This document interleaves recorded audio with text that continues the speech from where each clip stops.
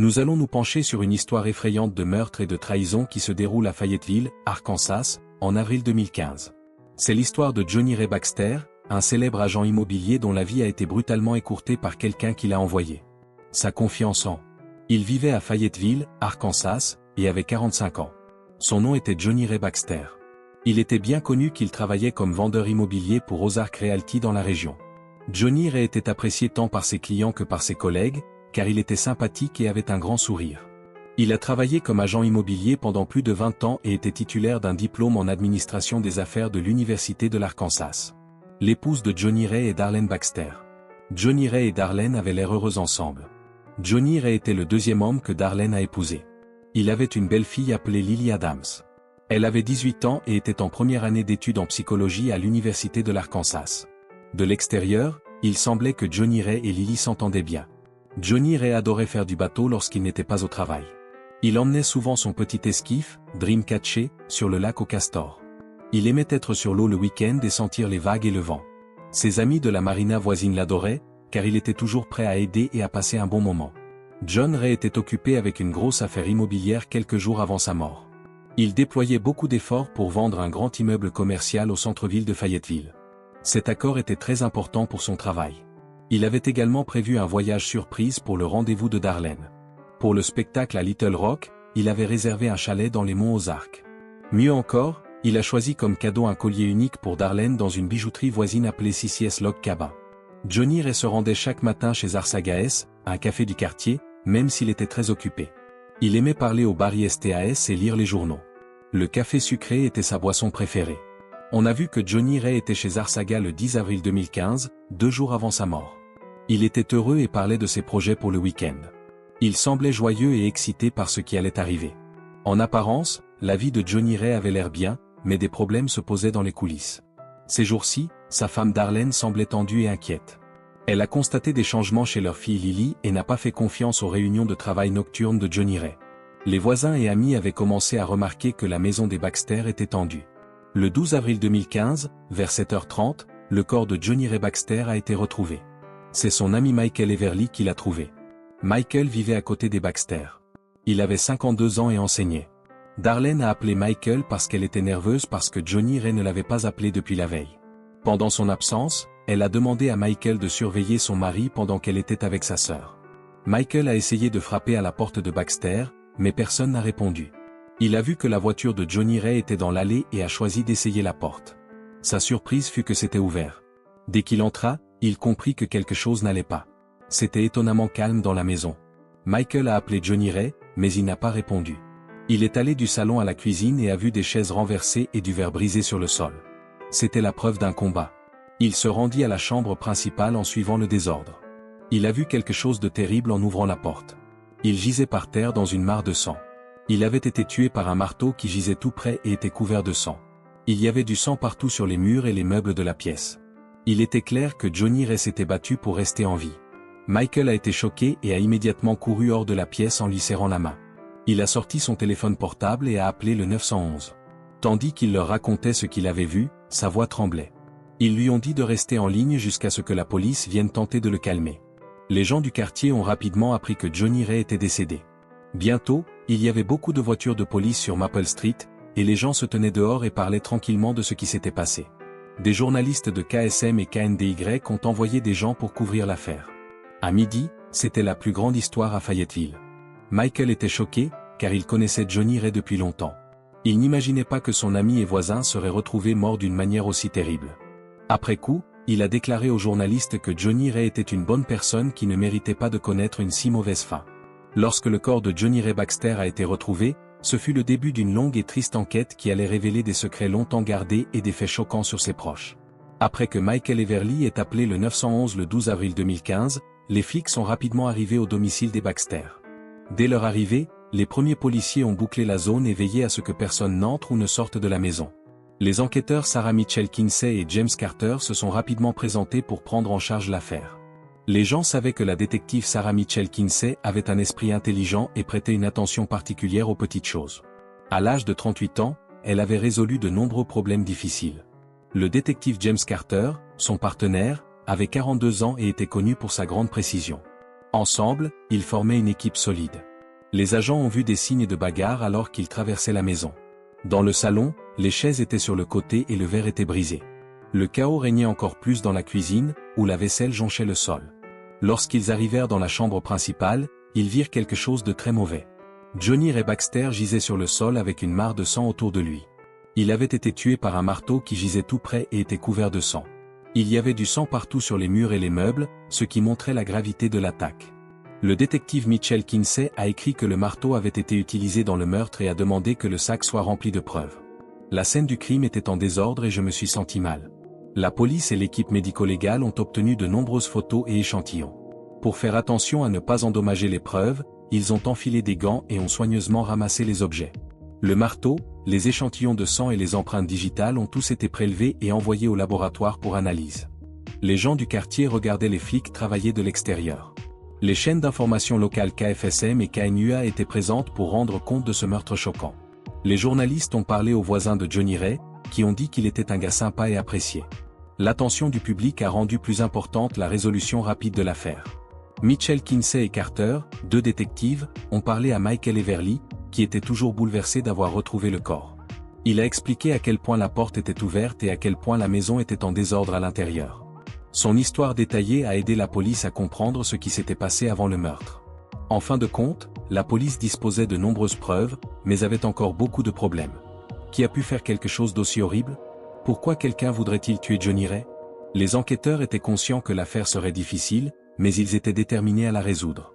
L'épouse de Johnny Ray Baxter, Darlene Baxter, a été la première personne à l'avoir tué. Darlene avait 34 ans et travaillait comme comptable pour Razorback Accounting, une entreprise de sa région. Elle était intelligente, prudente et travaillait très dur. Elle a eu une vie difficile.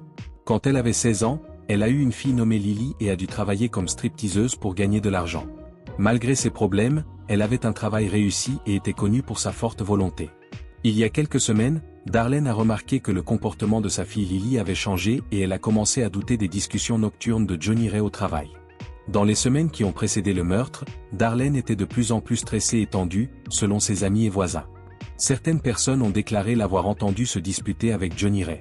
Sarah Mitchell Kinsey et James Carter, deux détectives, ont amené Darlene le 13 avril 2015 pour l'interroger. Darlene avait l'air cool, mais il était clair qu'elle était bouleversée. Elle a dit qu'elle était hors de la ville pour rendre visite à sa sœur Nancy à Little Rock. Même si elle leur a montré des photos et des SMS pour étayer son récit, la police n'en était toujours pas sûre. La plupart du temps, Darlene a été interrogée sur son lien avec Johnny Ray. Elle a dit que ces derniers temps, ils s'étaient davantage disputés, principalement à propos de son travail et du temps qu'il passait loin de chez lui. Elle a dit qu'elle n'avait rien à voir avec sa mort et qu'elle aimait son mari, même s'ils avaient des problèmes. La police a interrogé Darlene sur la nuit du meurtre. Elle a dit qu'elle était allée à Little Rock dans l'après-midi du 11 avril et qu'elle était restée avec Nancy jusqu'au 12 avril au matin. Lorsque la police a appelé, Nancy a confirmé cette histoire. Il y avait cependant de la tension dans la voix de Darlene lorsqu'elle parlait de Johnny Ray et des changements qu'elle avait vus chez Lily. Les flics ont également fouillé la voiture de Darlene et les objets qu'elle possédait comme preuve. Ceux qui l'ont trouvé ne la liaient pas directement au meurtre, mais ils ont trouvé le journal de Darlene, dans lequel elle a écrit sur ses inquiétudes et sa colère. Ces entrées montraient une femme soumise à beaucoup de stress et de troubles mentaux. Même si Darlene avait un alibi, elle restait une suspecte majeure. Tout en continuant à se pencher sur son passé, ils ont parlé à sa famille, à ses amis et à ses collègues. Pour la relier au crime, ils ont recherché n'importe quelle raison ou signe. Au fur et à mesure que l'enquête avançait, de plus en plus de pressions ont été exercées sur Darlene, mais elle a refusé de renoncer à son innocence. Même si Darlene Baxter a fait l'objet d'une enquête approfondie, de nombreuses questions restaient en suspens. Les flics savaient qu'ils devaient continuer à chercher des indices sur la façon dont Johnny Ray avait été tué. Lily Adams, la sœur de Johnny Ray Baxter, était la deuxième personne soupçonnée de l'avoir tué. La première année d'université de Lily, qui avait 18 ans, était en psychologie à l'université de l'Arkansas. Les gens la connaissaient pour sa gentillesse et son ouverture d'esprit. Ses amis disaient qu'elle était intelligente, motivée et toujours désireuse d'apprendre de nouvelles choses. Johnny Ray, le père de Lily, et elle ont eu du mal à s'entendre. Au fil de l'enquête, il est devenu évident que leur amitié s'était transformée en liaison. Parce qu'elle voyait à quel point c'était dur pour sa mère, Darlene, Lily se sentait très mal et déchirée à l'idée d'avoir une liaison. La police, dirigée par Sarah Mitchell Kinsey et James Carter, a interrogé Lily le 14 avril 2015. Lily avait l'air tendue, mais prête à aider. Elle lui a dit qu'elle voyait Johnny Ray et que la relation avait commencé il y a environ 6 mois. Elle lui a dit que Johnny Ray avait été là pour elle lorsqu'elle était triste et confuse. Elle a dit qu'elle n'avait pas l'intention de blesser qui que ce soit. Au cours de l'interrogatoire, Lily a déclaré qu'elle avait parlé de cette liaison à un ami proche et qu'elle se sentait coupable. Cet ami dont le nom n'a pas été donné, a déclaré à la police que l'histoire de Lily était vraie. C'était la nuit précédant la mort de Johnny Ray que Lily parlait de la dernière fois qu'elle l'avait vu. Elle a dit qu'ils s'étaient disputés à propos de cette liaison et de l'effet que cela avait sur leur famille. La police a demandé à Lily où elle se trouvait la nuit du meurtre. Lily a dit qu'elle étudiait pour un examen chez un ami. Cette histoire a été confirmée par son ami, qui a déclaré que Lily était restée là jusqu'au petit matin du 12 avril. Même si Lily avait un alibi, la police se méfiait, car elle avait beaucoup de problèmes émotionnels. Les flics ont également fouillé le dortoir de Lily et ses affaires à la recherche de preuves. Il n'y avait aucun lien direct entre elle et le meurtre, mais ils ont trouvé des lettres et des notes entre elle et Johnny Ray.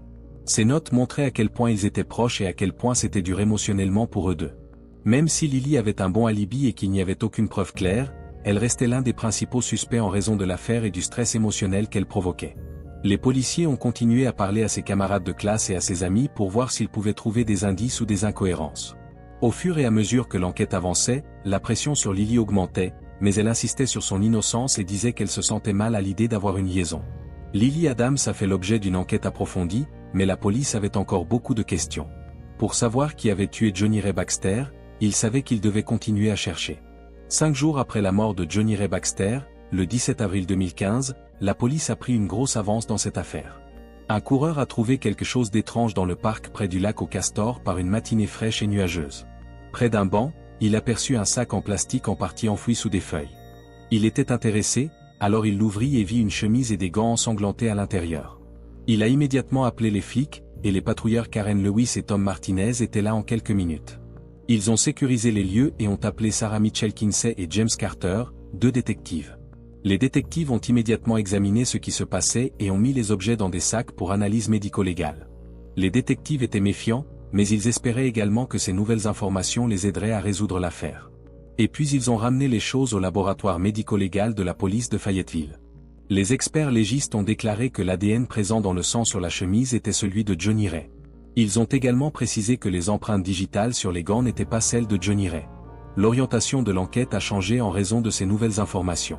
Les détectives sont retournés à leur liste de candidats et ont examiné à nouveau leurs alibis. Ils ont également regardé les images de surveillance du parc et des lieux à proximité. Ils sont arrivés à une conclusion surprenante après cette étude approfondie. Quelqu'un qui ressemblait à Lily Adams a été vu entrant dans le parc tard dans la nuit du meurtre. Lily a été amenée pour une deuxième interview par les détectives Mitchell Kinsey et Carter. Lily avait l'air plus nerveuse cette fois. « Je suis allée au parc pour me vider la tête », a-t-elle déclaré. « Je n'avais aucune idée de ces foutues choses. » La police a demandé plus d'informations à Lily, mais elle est restée fidèle à son histoire, même si elle était fragile. Alors que l'équipe médico-légale poursuivait ses recherches, elle a trouvé des preuves plus importantes, des fibres capillaires sur les gants qui correspondaient à l'ADN de Darlene Baxter. Cette découverte a rendu l'affaire encore plus compliquée et a montré que la mère et la fille pouvaient être impliquées. La police a rappelé Darlene le 18 avril 2015 pour lui poser des questions. Lorsque la nouvelle preuve lui fut montrée, elle parut calme, mais inquiète. Même si Darlene a déclaré qu'elle était au courant pour les gants, elle a nié toute implication dans les meurtres. Elle a dit que les gants provenaient du jardinage et qu'elle ne savait pas comment ils étaient arrivés près du lac aux castors. Il ne faisait aucun doute que les flics allaient résoudre l'affaire. Ils étaient sur le point de découvrir la vérité, mais ils ont dû soigneusement reconstituer le dernier puzzle. La découverte de nouvelles preuves a été un tournant dans l'affaire. Cela a donné de nouvelles pistes importantes aux enquêteurs et a rendu la recherche de l'assassin de Johnny Ray Baxter encore plus intense. Bonjour les résolveurs de cas de crimes réels. Si vous souhaitez voir plus de cas de meurtres réels, veuillez aimer et vous abonner à notre chaîne. D'ailleurs, avez-vous des idées sur cette affaire? Voulez-vous que nous examinions votre propre cas? Dites-nous ce que vous en pensez. Résolveur de cas de crimes réels, restez en sécurité. La troisième personne soupçonnée d'avoir tué Johnny Ray Baxter était son ex-femme, Didi Baxter. Didi, âgée de 46 ans, était connue pour avoir une mèche courte et être hostile. Elle avait une mauvaise relation avec Johnny Ray et n'a jamais aimé l'idée qu'il se marie avec Darlene. Didi vivait à Fayetteville et travaillait comme gérant chez Artes Food Store, un magasin d'alimentation de la région. Le 19 avril 2015, les détectives Sarah Mitchell Kinsey et James Carter ont choisi d'interroger Didi. Lorsque Didi est arrivée au poste de police, il semblait rebelle et peu disposé à coopérer. Elle était connue pour ne pas cacher ce qu'elle pensait et le dire. Didi a déclaré que son amitié avec Johnny Ray était difficile pendant son interrogatoire. Elle a dit que leur mariage était instable et plein de disputes. Didi a dit à Darlene qu'elle ne l'aimait pas en la traitant de briseuse de ménage et en disant qu'elle était responsable de la fin de son mariage. Mais Didi a fermement nié avoir quoi que ce soit à voir avec le meurtre de Johnny Ray. La police a demandé à Didi où elle se trouvait dans la nuit du 11 avril 2015. Il a répondu qu'elle était à la maison en train de boire du vin et de regarder la télévision. Elle a dit qu'elle se coucherait tôt et a regardé un épisode de Danse avec les stars. Les policiers étaient méfiants, car il n'y avait aucun témoin pour étayer son histoire.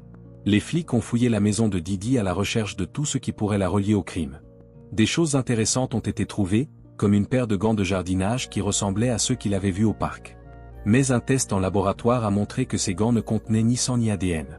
Les détectives ont continué à enquêter sur le mobile possible de Didi, même si elle avait un alibi et qu'il n'y avait aucune preuve directe. Ils découvrirent que Didi venait d'apprendre la liaison de Johnny Ray avec Lily, ce qui rendait les choses encore plus tendues et aurait pu mettre Didi en colère. Des amis et des collègues ont déclaré à la police que Didi était très en colère et très bruyant à propos de cette affaire. Elle a traité Johnny Ray de honte et a dit à tous ceux qui voulaient l'entendre à quel point elle était en colère. Les détectives ont également parlé aux voisins de Didi, qui ont déclaré avoir entendu de fortes bagarres venant de sa maison dans les jours précédant sa mort. Madame Everly, une voisine, a déclaré avoir entendu Didi crier à propos de mensonges et de trahison. Les détectives recherchaient toujours Didi comme suspect, mais il leur était difficile de trouver suffisamment de preuves pour l'inculper. Elle s'est montrée impolie lors de son interrogatoire, mais elle a insisté sur son innocence. La police savait qu'elle avait besoin de preuves plus solides pour la relier au crime. Les enquêteurs ont travaillé dur pour reconstituer les événements qui ont conduit à la mort de Johnny Ray, et l'enquête sur Didi Baxter a rendu l'affaire encore plus compliquée. Le 21 avril 2015, l'affaire du meurtre de Johnny Ray Baxter a finalement fait un grand pas en avant. Les détectives James Carter et Sarah Mitchell Kinsey ont finalement trouvé un élément de preuve important après des jours de recherche. Tard dans la nuit du meurtre, Darlan Baxter a été vu se dirigeant vers Beaver Lake sur une vidéo provenant d'une station-service à proximité. C'était un indice fort qui ne correspondait pas à l'histoire de Darlan. Mitchell Kinsey et Carter, deux détectives, ont examiné attentivement la vidéo. Ils montraient que la Honda Civic bleue de Darlan passait devant la station-service vers 11h30 le 11 avril. Cela l'a rapproché de la scène du crime à un moment très important. Avec cette nouvelle information, la police était sûre d'avoir attrapé la personne qui avait tué Johnny Ray. Les policiers se sont présentés au travail de Darlan Baxter chez Razorback Accounting dans la matinée du 22 avril 2015. Les sites d'information locaux, comme KFSM et KNWA, parlaient déjà des derniers développements de l'affaire. C'était une journée ensoleillée. Les flics sont entrés dans le bureau de Darlan pendant qu'elle y était. Lorsqu'ils lui ont annoncé qu'elle était arrêtée pour avoir tué son mari, elle a semblé choquée, mais a gardé son sang-froid. Darlan a insisté sur le fait qu'elle était innocente puisqu'elle a été relâchée avec des menottes, mais il y avait de nombreuses preuves contre elle. Darlan l'a perdue parce que Johnny Ray et Lily avaient une liaison. Son mari et sa fille l'avaient profondément blessée. Les détectives pensaient que Darlan avait rencontré Johnny Ray la nuit du décès. Alors que la dispute empirait, Darlan a sorti un marteau et l'a frappé à plusieurs reprises, le tuant. Le quartier a été choqué lorsque Darlan a été arrêté. Amis et voisins ne pouvaient pas croire que la femme intelligente et travailleuse qu'ils connaissaient pouvait faire quelque chose d'aussi cruel. Les articles sur l'arrestation se sont rapidement répandus, y compris des articles en première page du Fayetteville Observer et des reportages sur les chaînes d'information locales. La famille de Johnny Ray avait des sentiments différents à ce sujet. Certaines personnes étaient heureuses que le tueur ait été arrêté, mais d'autres ont été écrasées par la tromperie. Lily était celle qui était vraiment triste. En quelques jours seulement, elle a perdu son père et sa mère. Cela a eu un coût émotionnel énorme pour la famille. Alors que Darlan était emmenée au poste de police, elle n'arrêtait pas de dire qu'elle n'avait rien à voir avec ce qui s'était passé. Mais les flics étaient sûrs de ce qu'ils avaient trouvé. La vidéo de surveillance, les preuves médico-légales et les déclarations contradictoires de Darlan ont clairement montré qu'elle était coupable. Les habitants de Fayetteville ont dû faire face à ces terribles événements. Le meurtre de Johnny Ray Baxter a révélé de profonds secrets de famille et a changé la vie de ceux qui l'ont connu. Même si les flics avaient résolu l'affaire, il faudrait beaucoup plus de temps pour que les blessures émotionnelles guérissent. Darlan Baxter est jugé pour le meurtre de son mari Johnny Ray Baxter. Le procès a débuté le 15 juillet 2015 au palais de justice du comté de Washington à Fayetteville. Les habitants de la communauté ainsi que les journalistes des chaînes d'information locales telles que KSSM et KNOA étaient présents dans la salle d'audience. Le procureur de district Robert Stevens, âgé de 45 ans et connu pour être dur et persistant devant les tribunaux, a dirigé l'affaire. Il a dit que Darlan avait tué l'homme parce qu'elle avait découvert que Johnny Ray et Lily avaient une liaison. Stevens a écrit sur une femme qui a été poussée émotionnellement et par trahison jusqu'à son point de rupture. Il a montré les preuves matérielles de la scène du crime, la vidéo de surveillance de la voiture de Darlan près de Beaver Lake et les différentes histoires qu'elle avait racontées à la police. L'avocate Michelle Williams, âgée de 39 ans et connue pour son calme et son esprit juridique aiguisé, a dirigé l'affaire. Elle a dit que Darlan n'était pas coupable et que les preuves étaient faibles. Williams a déclaré que le meurtre aurait pu être commis par quelqu'un d'autre, peut-être par colère ou par jalousie. En plus de dire que personne n'avait vu Darlan commettre le crime, il a mis en doute la fiabilité de la vidéo de surveillance. La famille de Johnny Ray était assise au premier rang de la salle d'audience et regardait les événements avec un mélange de colère et de tristesse. Lily a eu le plus de mal à gérer le poids émotionnel du procès. Elle avait déjà perdu son beau-père, et maintenant elle risque de perdre sa mère qui sera condamnée à une longue peine de prison. Le jury a entendu les témoignages pendant 2 semaines, puis y a réfléchi pendant 3 jours avant de prendre une décision. Le juge a déclaré Darlan Baxter coupable de meurtre au premier degré le 3 août 2015. L'ambiance dans la salle d'audience était tendue à l'heure de la lecture de la décision. Darlan ne semblait rien ressentir, mais la famille de Johnny Ray pleurait et se serrait dans les bras. La décision a été immédiatement rapportée par les informations locales et le Fayetteville Observer a beaucoup écrit sur l'histoire. Darlan a été condamné à la prison à vie sans possibilité de libération conditionnelle par la juge Lisa Everly. Elle a déclaré que les preuves démontraient très clairement que Darlan était coupable et que le crime était dû à une profonde colère et à une trahison. Le juge s'est senti désolé pour la famille de Johnny Ray et a espéré que ce terme les aiderait à avancer dans leur vie. Les gens ont eu diverses réactions face à ce choix. Certaines personnes dans la communauté pensaient que la peine était juste, tandis que d'autres la jugeaient trop sévère, compte tenu du passé troublé de Darlan et du stress mental qu'elle subissait. Les souffrances étaient cependant terminées pour la famille de Johnny Ray, et ils étaient heureux que la personne qui les tuait soit tenue pour responsable. Le procès et la sentence ont mis fin à une période terrible pour la famille Baxter et les habitants de Fayetteville. Le meurtre et ses conséquences ont laissé de profondes cicatrices émotionnelles, mais la décision a arrangé les choses et a été le premier pas vers la guérison. Une fois que Darlan Baxter a été reconnu coupable et condamné, les choses sont lentement revenues à la normale pour ceux qui ont été impliqués dans la triste affaire du meurtre de Johnny Ray Baxter. Alors que Darlan purgeait sa peine au département correctionnel de l'Arkansas, sa vie est devenue très ennuyeuse. Sa famille et ses amis ne pouvaient lui rendre visite que certains jours et elle devait suivre des règles strictes pour tout ce qu'elle faisait chaque jour. Au fil du temps, le procès a attiré de moins en moins l'attention des médias. À sa place, sont venues de nouvelles histoires et de nouveaux événements à Fayetteville, tels que le rallye annuel de moto, de blues et de barbecue. Lily Adams, aujourd'hui âgée de 19 ans, est retournée à l'université de l'Arkansas pour poursuivre ses études de psychologie. Elle se sentait mal d'avoir menti à son père, ce qui l'avait tué, et elle en était triste. Lily a suivi une thérapie pour l'aider à gérer ses sentiments et à travailler dur pour retrouver de bonnes conditions avec sa famille. Elle a essayé d'éviter l'attention des médias en étudiant et en effectuant des œuvres caritatives dans les refuges pour animaux de sa région. Dans le même temps, la détective Sarah Mitchell Kinsey a reçu des éloges pour son rôle dans la résolution de cette affaire très médiatisée. Elle a continué à travailler au service de police de Fayetteville, où elle a enquêté sur davantage de crimes et a aidé à former de nouveaux agents. Le détective James Carter a rejoint le groupe de travail sur les drogues du nord-ouest de l'Arkansas et a utilisé ses compétences d'enquêteur pour lutter contre les crimes liés à la drogue dans la région. Le meurtre de Johnny Ray a eu un effet sur les habitants de Fayetteville. Amis et voisins le connaissaient comme un agent immobilier sympathique et prospère qui adorait naviguer sur le lac au Castor. Un service funéraire a été organisé pour lui par le Rotary Club local et une plaque a été apposée à la famille de Johnny Ray, en particulier sa première épouse Didi, qui ont trouvé réconfort et soutien en compagnie de chacun. Didi a travaillé dur chez Artes Food Store et s'est impliqué dans des événements caritatifs dans sa région, comme la course pour la guérison Suzanne G. Komen de Bentonville. Elle a travaillé dur pour garder sa famille proche et aider ses petits-enfants, à qui leur beau-père manquait beaucoup. Le meurtre de Johnny Ray a laissé de profondes blessures qui ont commencé à se cicatriser avec le temps, mais les terribles événements d'avril 2015 feront toujours partie du passé de Fayetteville. La communauté s'est réunie pour aider et comprendre la famille Baxter alors qu'elle sortait de ce qui s'était passé. Cette terrible histoire d'amour, de trahison et de meurtre nous rappelle brutalement à quel point les relations peuvent être compliquées et à quel point cela peut être terrible lorsque les sentiments deviennent incontrôlables. Merci d'avoir regardé une autre vidéo. Il est fascinant de voir à quel point le monde du vrai crime révèle à quel point l'esprit humain peut être complexe. Si vous aimez plonger dans ces mystères et suivre des affaires intrigantes, n'oubliez pas de laisser un like et de vous abonner à la chaîne. Cela aide vraiment à vous apporter plus d'histoires. À la prochaine enquête.